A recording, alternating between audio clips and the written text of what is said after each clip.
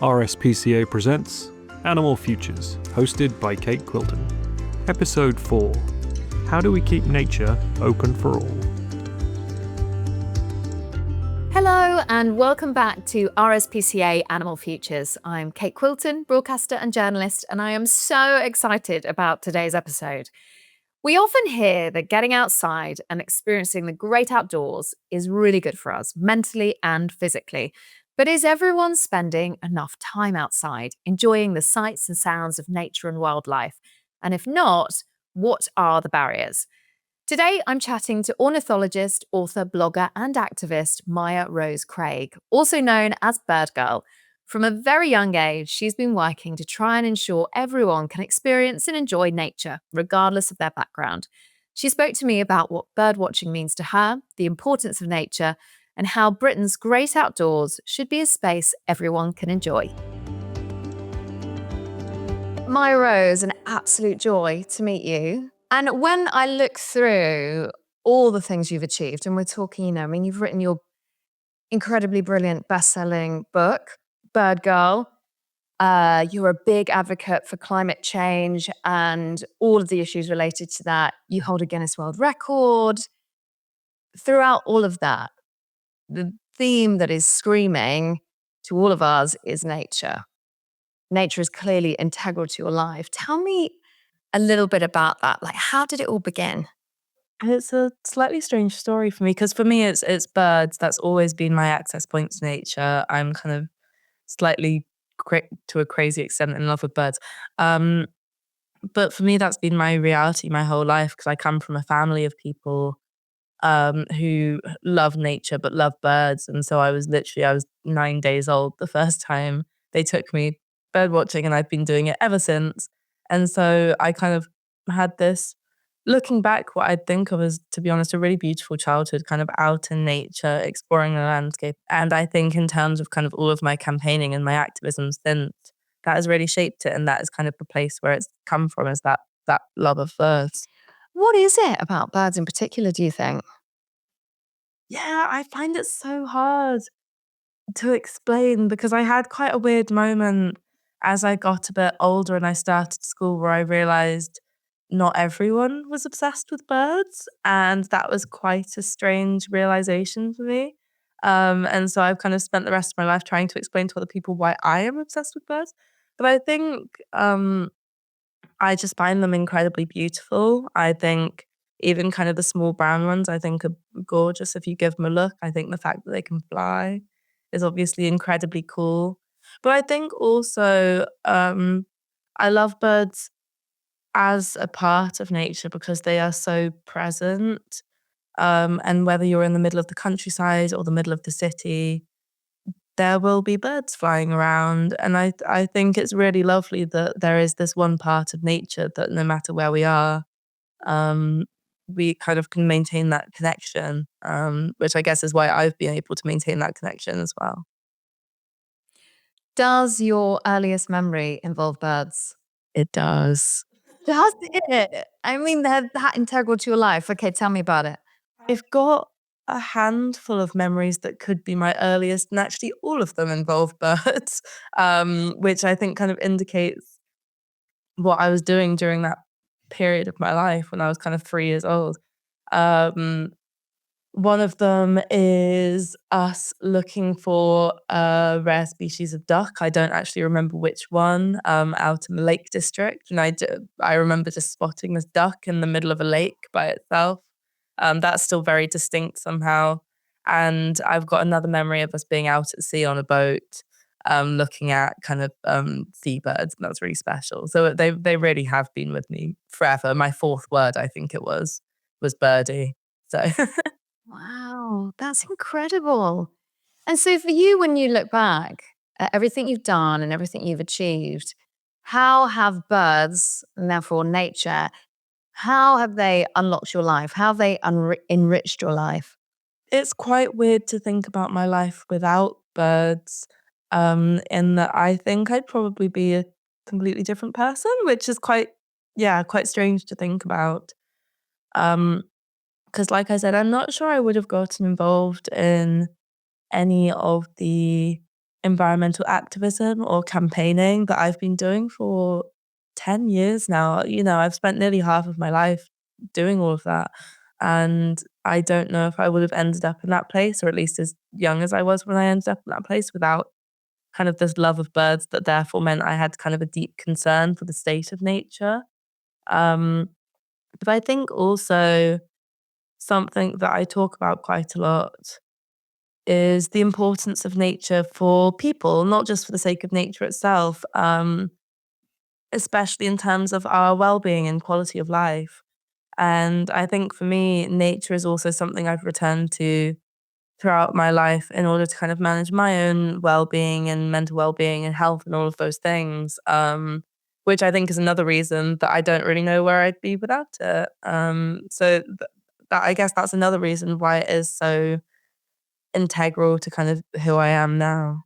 When did your activism start? My first campaign was when I was 12. I mean, that's incredible. That is incredible. Yeah, it's kind of crazy to look back on. It felt quite reasonable at the time, actually, in that I felt very angry and very sad at the state of the world. And by that point in my life, I actually already had an online blog with a decent amount of readers. So I kind of ended up at quite a young age with this fairly visible platform. And then I remember there was this terrible oil spill in Bangladesh in an incredibly important mangrove forest that's very important for a very rare species of duck, but also one of the last places where the Bengal tiger lives and things like that. And it just was not reported in the West. I remember waiting for kind of the big BBC expose that just never happened. And eventually I wrote just my own little blog post, my own little article, which had very positive feedback. I had lots of people going like, "Oh, I didn't know this was happening. This is terrible." I ended up mailing it off to some American nature magazines, and one of them published it.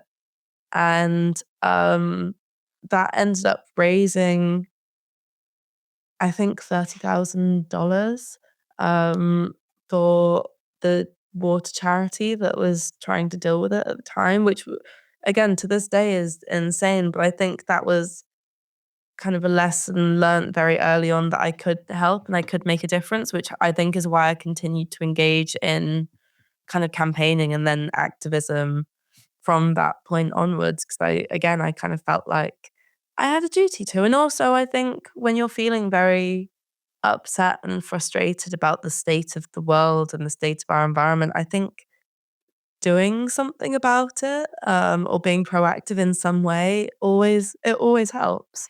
Wow. I mean, at just 12 years of age, starting a campaign that ultimately raised $30,000.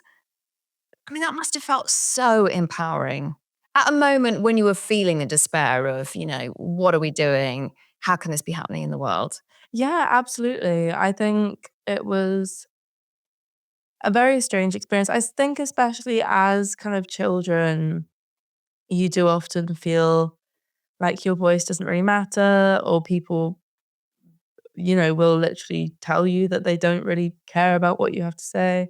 Um, and so I think being able to carve a space out for myself where I was going to be heard and I was going to make myself heard was very empowering. And I think, again, that was a very important experience to have had because of the amount of resistance that I've felt over the years subsequently in terms of all of the work I've done, where people just really don't want to hear what you have to say sometimes. And kind of I always, when I'm talking to kids actually and girls especially, the thing I always say is the biggest lesson I learn, or my most valuable trait maybe, is my willingness to be really annoying and really loud and to kind of carry on bothering people until they listen to what I have to say.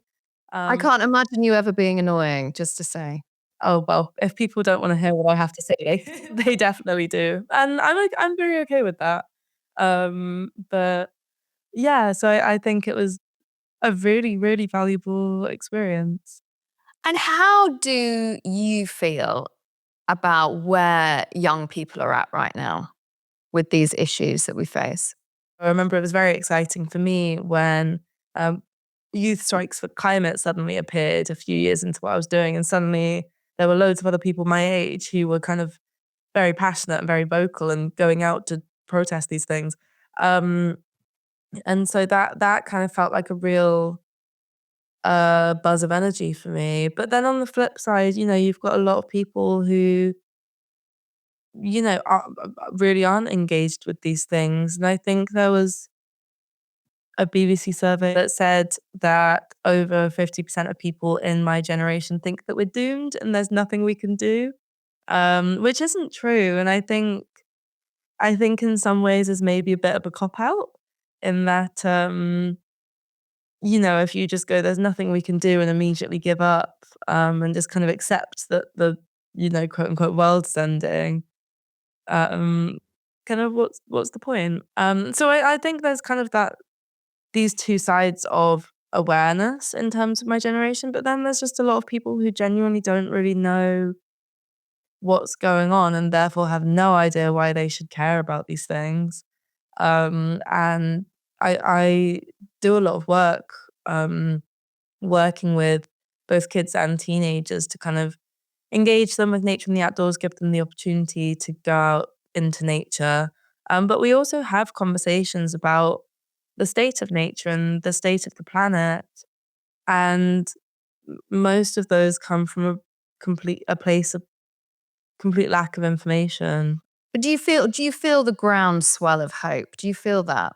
Yeah, I think to be honest, I've reached a point where I think being hopeful is, slightly radical in that if a lot of people have just kind of given up, so they don't have to change, they can accept, whatever the impending end of it all, so that they don't have to stop buying their fast fashion and driving their car. Um, I think the thing that both frustrates me the most and one of the things that gives me the most hope in terms of our environmental issues is that we know exactly what the problems are and we actually have already invented all of the solutions.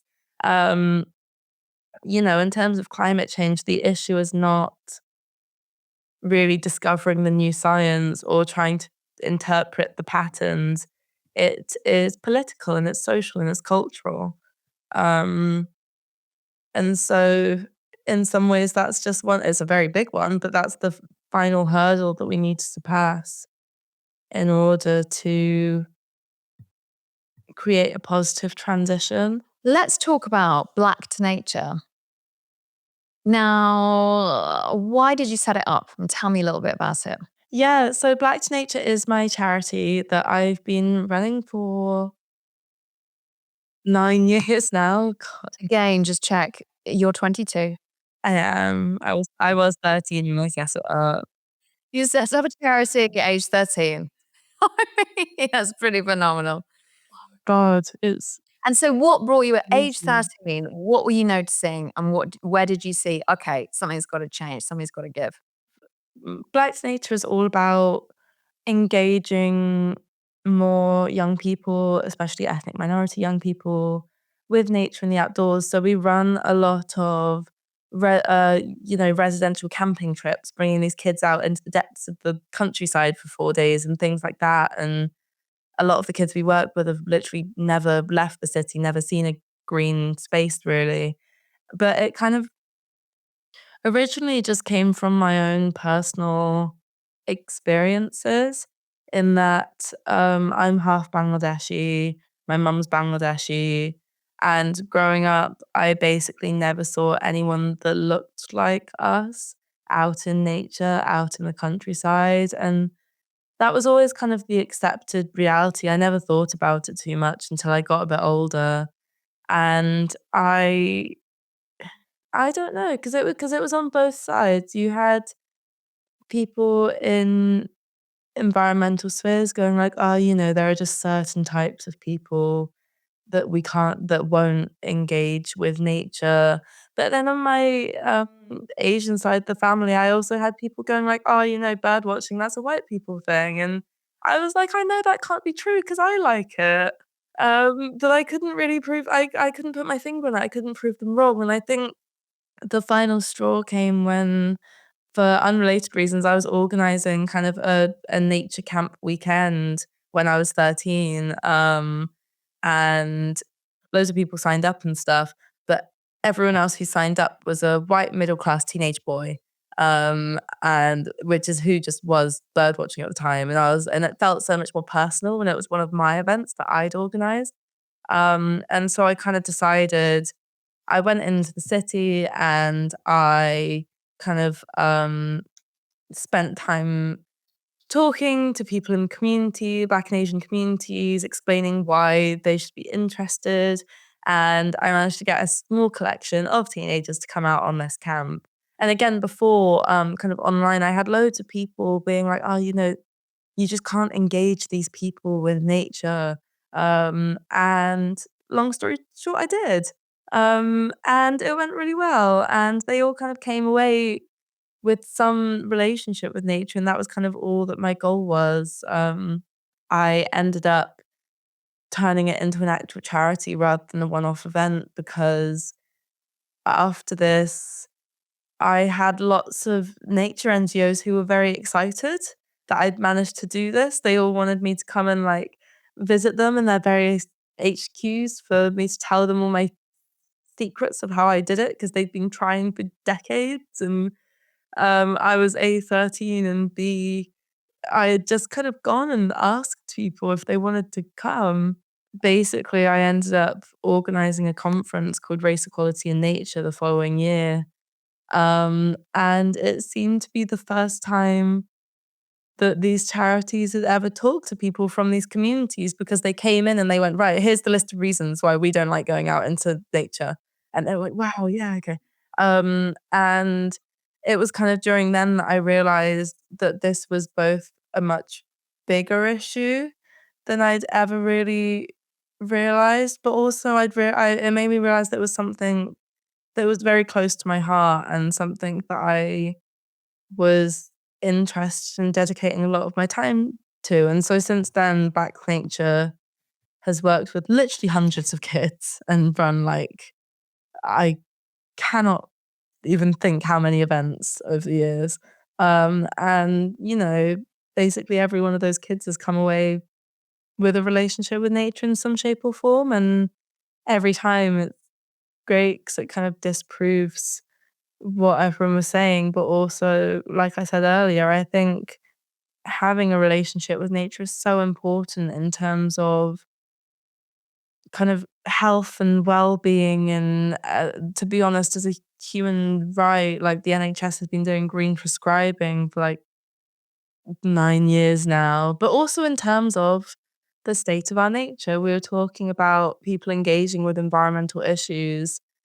And, I'm a strong believer that people have no reason to care or engage with these issues if they've never experienced the things that we're losing. And so, yeah, I think engagement with nature is very important in terms of working towards solving or working towards that shift we need to solve our environmental issues. Why do you think those barriers to nature effectively exist? I guess the difficulty is there's so many different barriers. And during this conference, it was really interesting because there was such a range, and it went from kind of the physical, so literally people not having the right clothes, the right footwear to handle the British weather, there not being public transport or affordable public transport out into the countryside, things like that, where people physically weren't able to go out into nature. But also then on top of that, there were kind of these bigger cultural issues. People felt like this was not a space that belonged to them or where they were welcome. You had some people literally talking about fear of hate crime if they went out into the countryside, which is really upsetting. Which I think is why a lot of the work that we do is about trying to explain to people why it's worth the effort of going into these spaces and why they should care about engaging with nature. Which I think, again, once that is something that someone's experienced, they do understand that, or they have an understanding of that. But it's kind of crossing that first hurdle of getting people out there in the first place that as you talk to them for very understandable reasons, be really difficult. And once you expose these kids to nature, if they haven't previously spent much time in nature in their lives, what differences do you see? Yeah, I mean, the nicest one is we've been running events for so long now that we have kids that we've known for actually a boy that came to the event on the weekend. He just started year 9 and I met him when he was 7 years old, which is crazy. And those are really special because you can kind of see these kids' journeys in terms of their relationship with nature over obviously a really long period of time. Um, and again, for understandable reasons, a lot of these kids turn up and they are really not interested in being there and they think nature's really boring and their parents probably made them came. Which is why one of the reasons we have a focus, we do so many different activities, from kind of more creative stuff to scientific to competitive. Um, because I do feel that if someone finds nature boring and doesn't enjoy it, it's because they haven't found the right activity for them. And so we have a lot of conversations with these kids about well-being as well, actually. So with the younger kids, it can be as simple as kind of, if you're feeling angry or upset or unhappy, maybe go and find a tree or a green space and just sit there for 20 minutes. And so I think for me, some of the in some ways nicer than any kids going like, yeah, I'm gonna go and like become a conservationist now. It's kind of the kids who come back and they're like, yeah, when I walk to the school bus in the morning, I look at the birds flying by, and like just the kids who, now that they have engaged with nature, they have this relationship with it and they notice it wherever they are.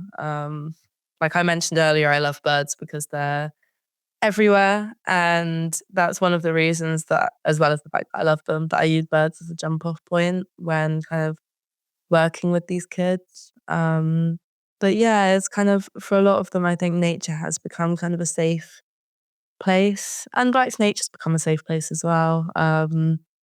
And I think that's really, I don't know, it makes me very happy, I suppose. Do you think right now that access to nature is an issue? I absolutely do, yeah. And there are studies to back that up.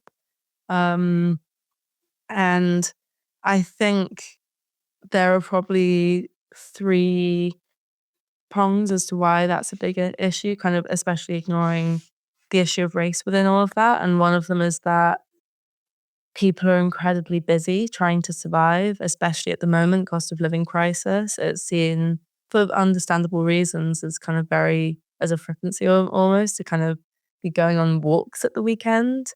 The second one is it's very difficult for a lot of people to get to a decent quality of green space, both in terms of access, in terms of, financially. And C, we just really don't have very much nature in the UK compared to our population. And so I think this has meant that it very often is reserved for quite a small number of people within our population. And so I think also returning some of our nature, creating more habitat, creating more spaces for it, whether that's, in the middle of the city or in the countryside. We've got to let go of some of our green fields and let them be kind of marshes and woodlands again. And so I think kind of all 3 of those together have created,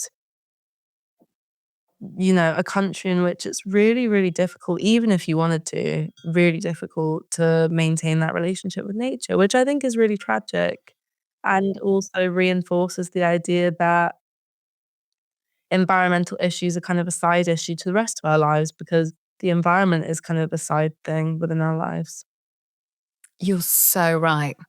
It's almost like there is this mirroring, isn't there, and the kind of physical manifestation of it in terms of where it is on our agenda. And it's mad because I always think about the fact that if you wind back 1,000 years, I think the stat is something like 95% of the UK was covered in woodland. So we're talking, 1,000 AD. Yeah.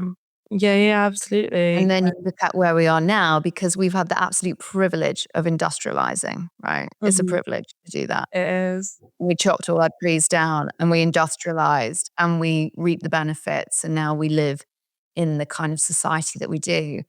And yet globally, all other communities are trying to do is do the same. And we're saying, no, you can't. Because actually, we just did it before you. But now you can't. But we need your rainforest because they are the lungs of the world now. Yeah. Yeah, absolutely. And I think I look back on the Industrial Revolution as kind of the turning point in terms of the UK's nature, because I think people don't realise, because we think of our countryside as being very green, but both, like I mentioned, the fields, that those aren't nature, those are deserts basically. Those are monocultures with very little biodiversity, and you could regard them as dead spaces. As you get in there, you don't hear insects, you don't see insects, you don't see many birds. I think because of that, people don't realise that we're one of the most biodiversity depleted countries in the world. But I think also the Industrial Revolution and that period where we were absolutely ripping our countryside apart, as well as kind of there being a mass migration into the cities, is when, in my opinion, access to nature became a privilege, because it was no longer the poor rural people who lived out in the countryside. It was the wealthy who were able to spend their weekends in the clean air. And I think we don't like to acknowledge that that dichotomy still totally exists. You still have people in the cities struggling with poor air quality who are kind of, stuck working, versus people who are able to spend their weekends off enjoying something that's incredibly essential for our health and well-being. And so I guess it's figuring out how to break those barriers down a bit. And so for you, when you look at what can be done, what is going to have the greatest impact? Does it lie with schools? Does it lie with the government? What do you think? Yeah. I don't know. I think, to be honest, it needs to come from different directions at the same time. I think that grassroots work is incredibly important, because I think that's the only way you can truly engage in a conversation with people, with the communities. And I think to an extent it does have to be tailored. I'd love for schools are so overburdened, but I'd love for them to have the opportunity, to have the ability to foster green relationships, even as simple as, God, I don't know, schools receiving funding to have actual green spaces rather than just being like squares of tarmac and concrete. I can't imagine for some kids even just having a few trees in the space where they learn, how beneficial that would be. But I think also there is absolutely a government responsibility to facilitate access to nature and to get young people to understand why they should care about nature. And that could be anything from, increasing quality of green spaces in cities to, organizing schemes to get young people outdoors, to just improving their environmental communication. And I think in some ways, actually, the people who have been most effective at all of this so far have been the environmental slash climate change activists, because I think some of them have been very good at crossing that bridge, or kind of bringing these two things together. And when you're presented with maybe some of the bleakest outcomes, if we gaze into the crystal ball, okay, so kids experiencing nature through a VR headset, that kind of thing. What do you think about that? I don't personally think that that is nature. That is VR. And I think, to use that slightly dystopian example, I think that it can be educational, it can be entertaining. But I think for me, one of the importance of spending time in nature is to physically be there and kind of soak it all in, I suppose. I think that's where the benefits come from. I think probably scientifically as well. Yeah, I think you're right about that. It's, if we were to measure cortisol levels and, you know, uh, pulses, heart rate, blood pressure, all the things. Yeah, exactly. And I think it's the same as someone watching an Attenborough documentary and going like, yeah, I've engaged with my nature for today. But I think it kind of ideas like that kind of below what we understand the biggest issues to do with access to nature to be, which is that it's ease and it's quantity. And so I think even now it would be far easier for people to engage digitally, or it is, and people are engaging digitally rather than physically with nature. A future that I would very much like to avoid. Yeah, I'm with you. Here. Absolutely. Mya-Rose, it's been an absolute joy to have a chat with you. Thank you so much.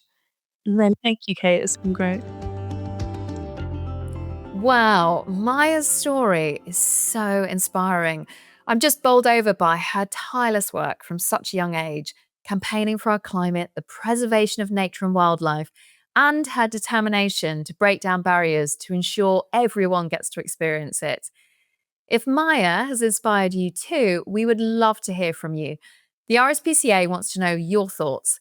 Have your say by taking part in Animal Futures, The Big Conversation. Search RSPCA Animal Futures or check out the links in the show notes to find out more.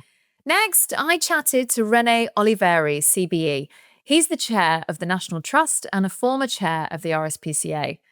I spoke to him about his lifelong love of nature, his experience of chairing some of the UK's environmental and cultural juggernauts, and why he's so dedicated to improving access to nature for everyone. Renie, a joy to chat to you. Professionally, it's pretty amazing to look back at what you've done over your career. In terms of your relationship to nature is clear professionally. You've got Wildlife Trust, Heritage Lottery Fund, RSPCA, and now National Trust on your CV. I would love to hear about your personal connection to nature. When did it all start for you? I grew up on a farm. You'll be astonished to hear from my accent that I'm from the West Coast of the States originally, but I've been here in the UK for 45 years now. It was hard work. And I think a lot of time I didn't enjoy it. But every once in a while I'd get off into the woods, or I did some hikes with my uncle, who was a wildlife photographer. And suddenly had a different bit of my brain would switch on, and I wouldn't think about, the wood I had to chop or the cows that needed feeding or milking. I'd milked lots of cows by hand growing up, and that it was hard work. And I have huge respect for farmers because they work incredibly hard. I've been back once, and I say, how did you miss the fact that this is an amazing, beautiful place, a marginal place where the woods give over to basically the Oregon desert. And at these margins, you often get lots of interesting wildlife. So I had animals around me, nature around me growing up. And then I forgot about it. What do? You're a young person, you move into a city, and suddenly nature seems a long way away. Then I saw a film called Animals. It's not about them, it's about us. And this was a wake-up call to me because it showed me in all kinds of ways how we were mistreating animals. And particularly, I became alerted to what was happening with factory and farming. So being a publisher, I was a publisher working for Blackwell's in Oxford. I said, well, I have an opportunity to do something about this. And I became good friends with a philosopher named Peter Singer, who wrote the book on animal liberation. We did a book together in defense of animals. We did a bioethics companion. I started a bioethics journal. And I did some books as well, or commissioned some books on factory farming, on animal psychology. So I was publishing in philosophy and economics. And I think that background in philosophy and economics was really a good way of trying to understand what was happening in the world and with respect to our treatment of animals, with our respect to our treatment of nature in general. So I did quite a lot of publishing, got involved that way. Just as I retired, one of the Blackwell family members died, left a huge estate, and I was one of 4 trustees, later the chair, and we were able to decide whatever we wanted to do to give that money away. And it was a spend-out charity.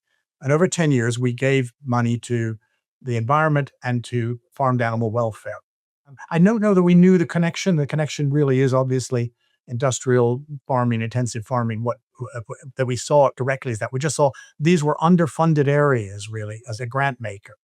And being also, we wrote a book about it, giving our all, being also only in for the short term, only for 10 years, gave me a real sense that actually we needed to make an impact to support organizations, projects that were going to endure beyond our demise. And so then I followed some of that money into the Wildlife Trust, where I learned really how important it was, if you want nature to be looked after, to engage with local communities, because they're really, really strong, the Wildlife Trust, in each of the areas that they're in. And that community connection was really powerful. From there, I moved across to the Heritage, which funds both nature and environmental programs. This is part of the National Lottery Scheme. And I began to see that our natural environment and our built environment were inextricably linked, and that both were equally important to people and to communities.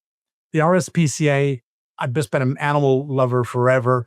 We supported the RSPCA, particularly in dealing with the expansion of farmed animals in confinement, the number of animals that aren't actually leading good lives. And the RSPCA is in a position to lead in that and is leading on that. So that was really an important moment for me. I really enjoyed the RSPCA. And it seemed like the natural next step is animals are part of the natural world. People are part of the natural world. History is part of the human history and natural history intertwined. The natural next step was the National Trust. So for you now, do you find this, I guess, does the industrialization of farming, is that what takes up more of your brain when it comes to nature? Do you think that's the biggest factor in the change that we've seen over the years? So 10,000 years ago, agriculture was invented, transforms the way people live, transforms civilization begins, you could say, and the landscape is transformed by us, and our relationship to nature is changed.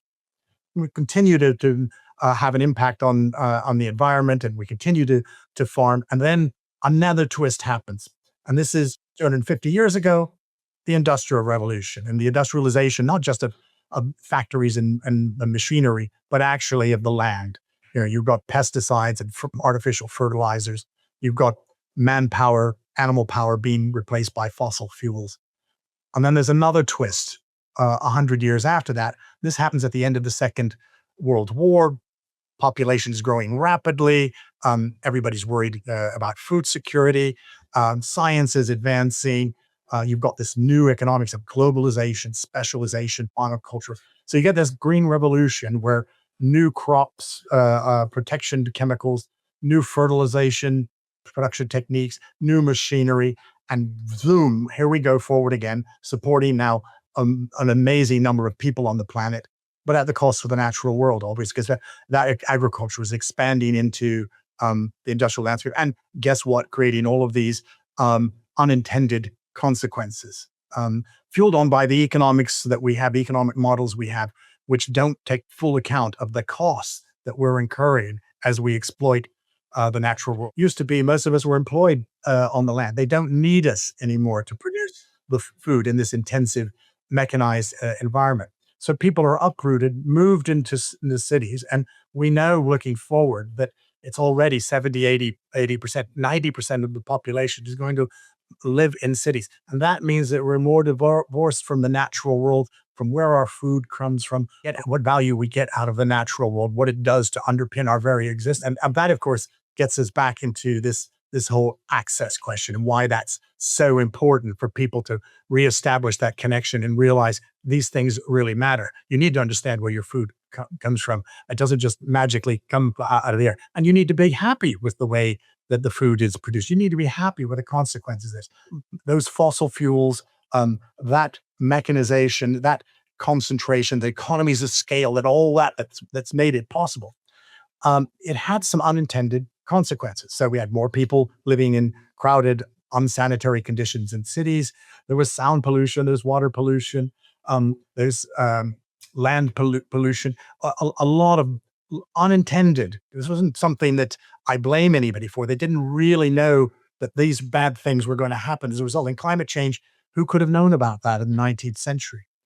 But what did happen at the end of the 19th century is a couple of people who cared about providing ongoing access to every man, to the landless people, to nature, beauty, history. They got together and they said, actually, we need to do something about this. So the National Trust was founded to provide living landscapes, living rooms, actually, for people to get out into, to breathe fresh air, to enjoy nature, beauty, and history. Wow.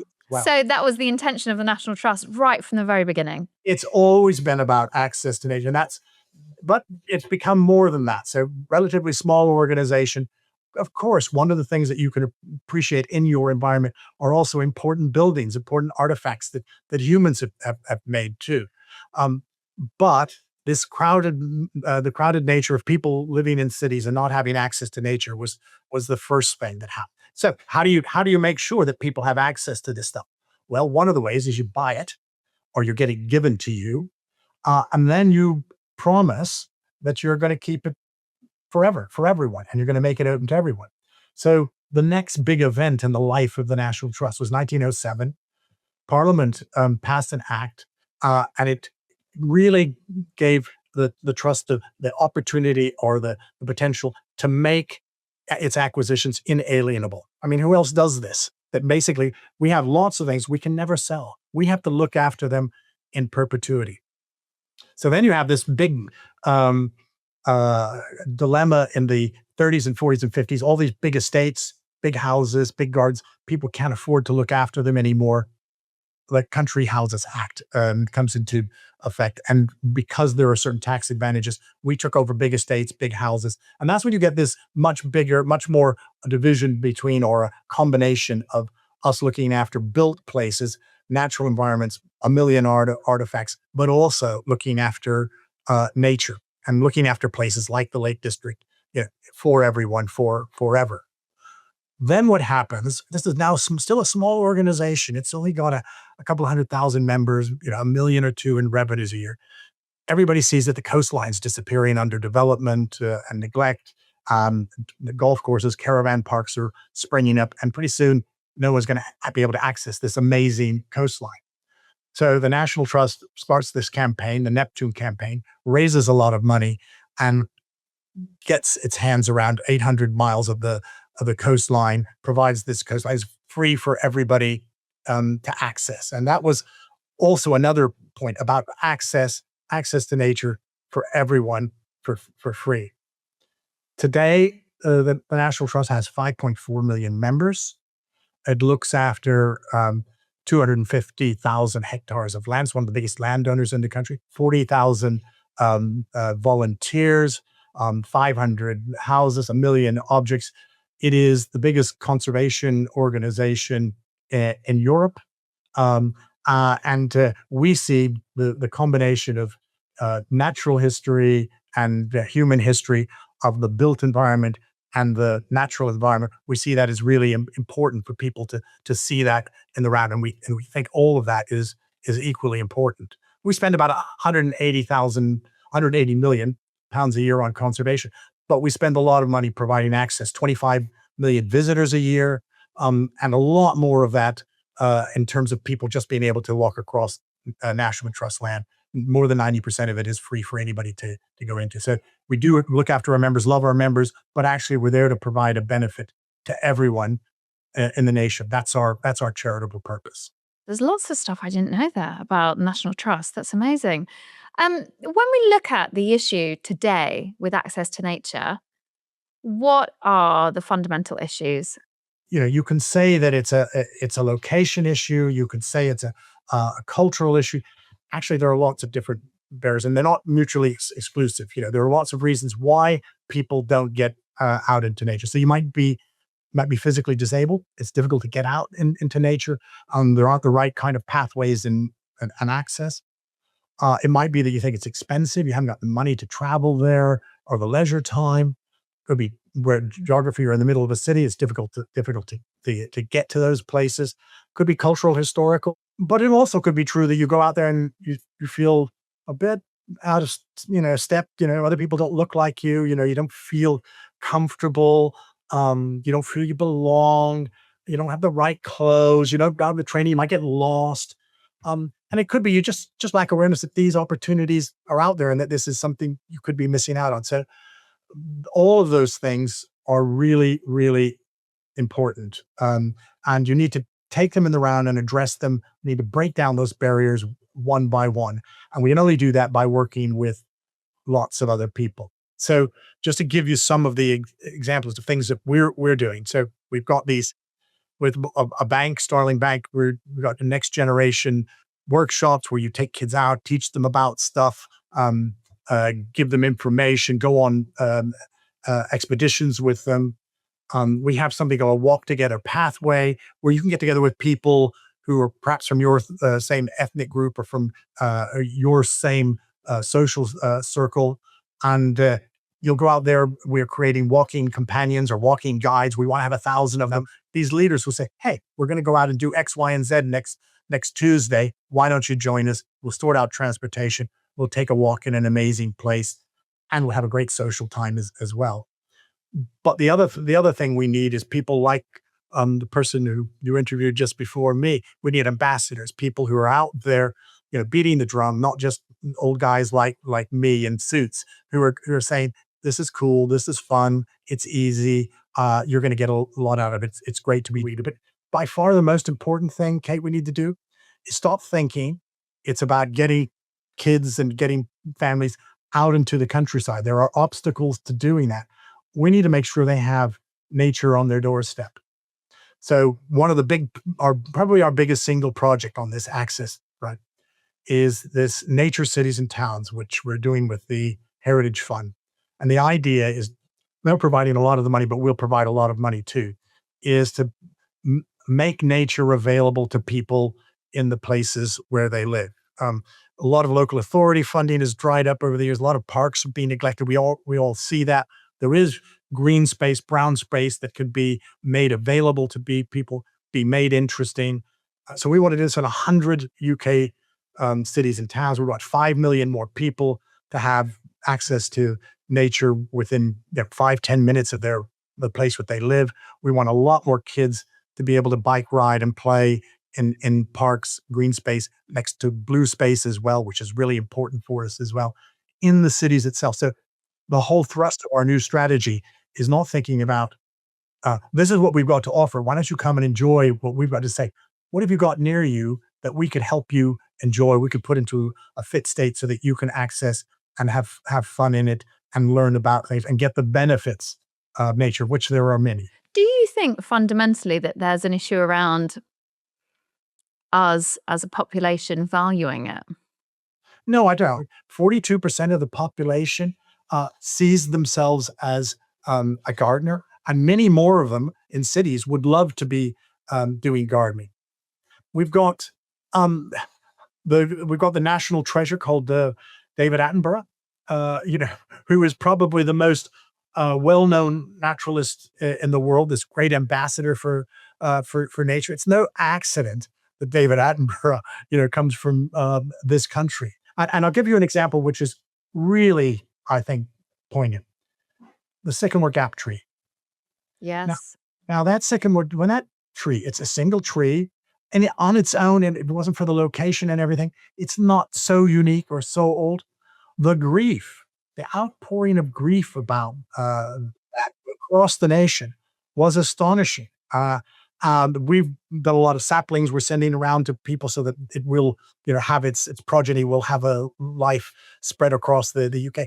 But the number of people who were really deeply upset and concerned about that, and we see that as a kind of clarion call to nature. This is not the abusive way we want to deal with nature. And one of the things we should be really proud of, okay, is in this industrial revolution age, the RSPCA was born. The National Trust came out of it. These are the two world-leading organizations in their field, and both of them have to do with our relationship to nature. So I think we could feel really proud that we made those initiatives, and other countries either envy them or try to emulate the activities of those two organizations. So no, we've got it in our blood. We're nature lovers, and we should be representing that, be proud, and actually be a role model, I think, to other countries. Do you think kids are becoming more disconnected from the natural world? National Trust said that 75% of kids wanted to spend more time in nature, but parents say accessibility is an issue. I worry that it's a bit like bilingualism. If you're learning a second language early on, um, voila, you become bilingual like that. My wife is German. I speak German. I started learning German in my 20s. I'm never going to be as bilingual as my kids are.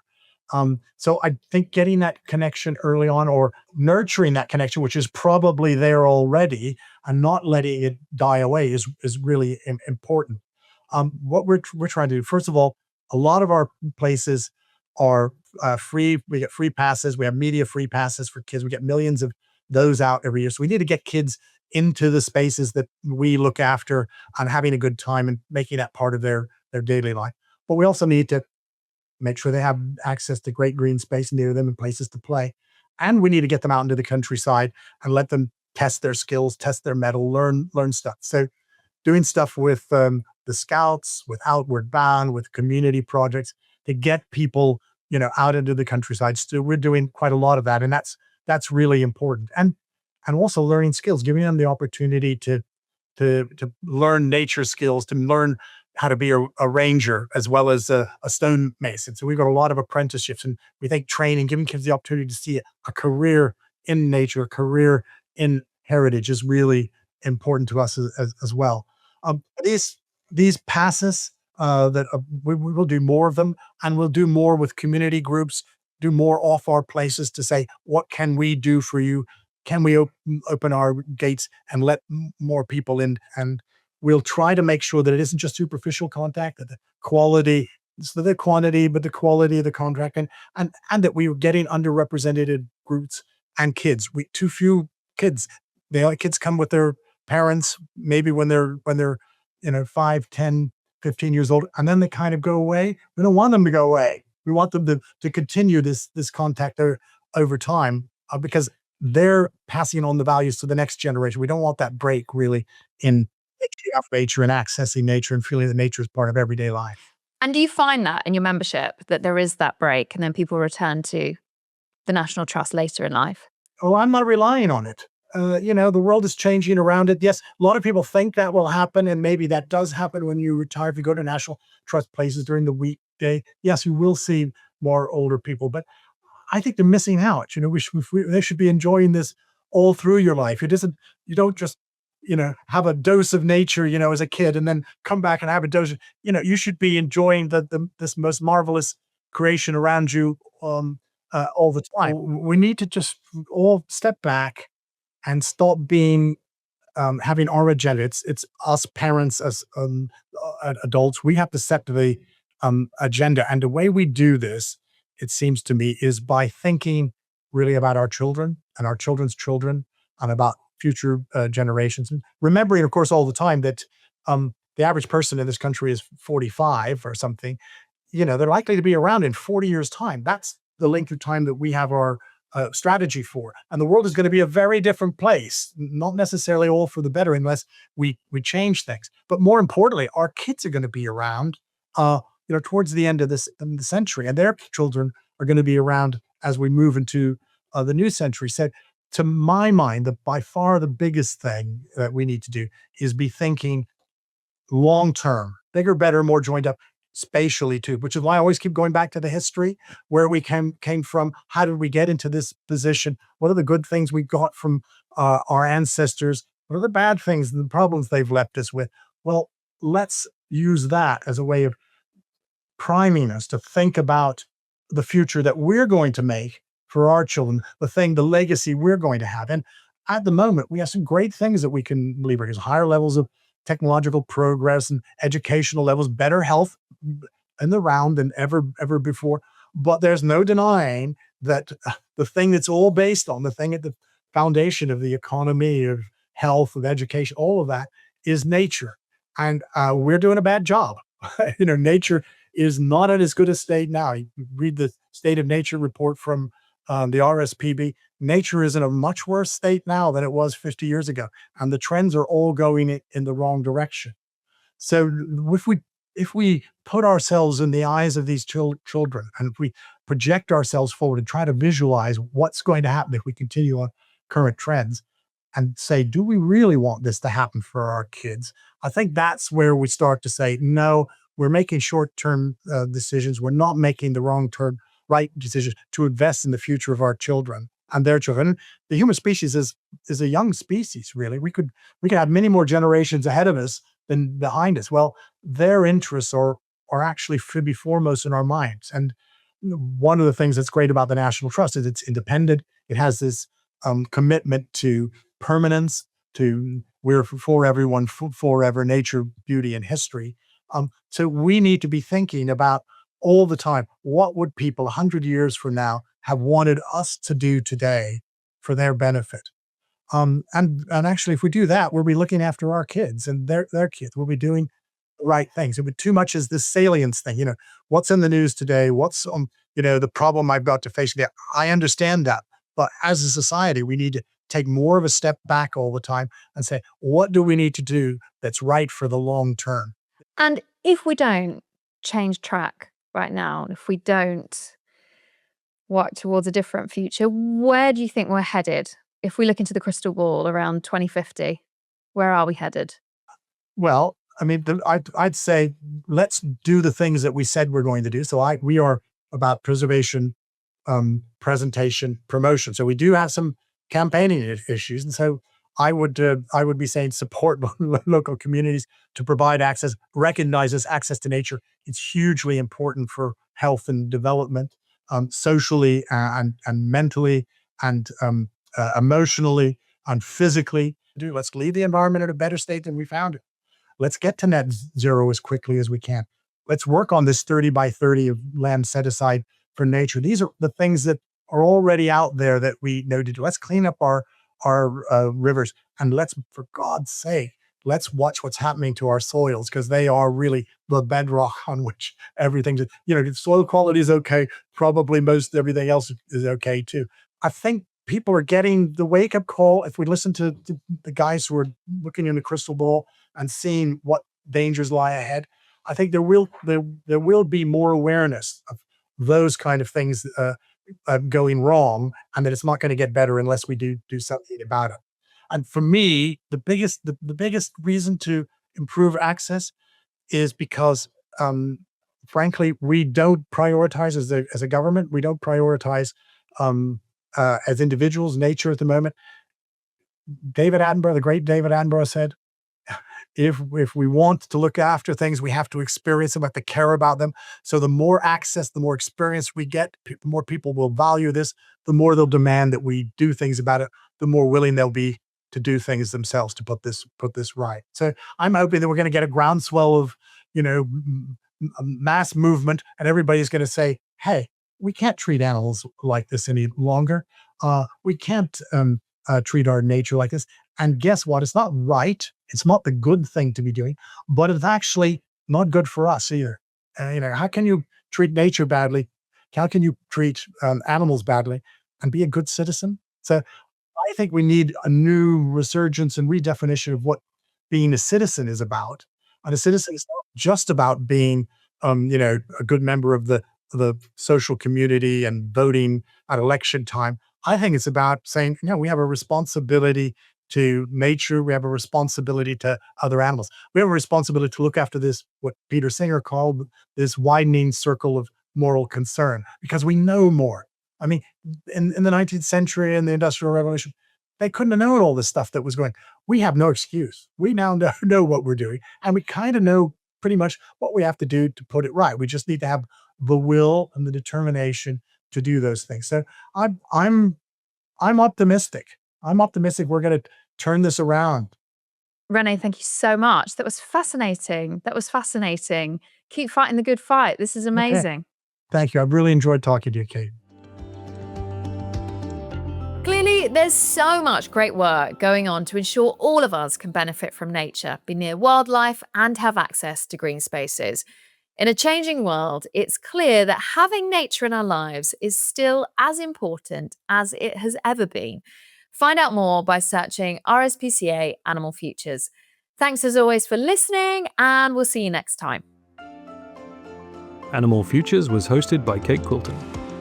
with thanks to our guests today, Bird Girl, Dr. Mya-Rose Craig, and Renie Olivieri, CBE. The series was produced by Mark Elms, Chris O'Brien, Emily Prideaux, and Joe Toscano.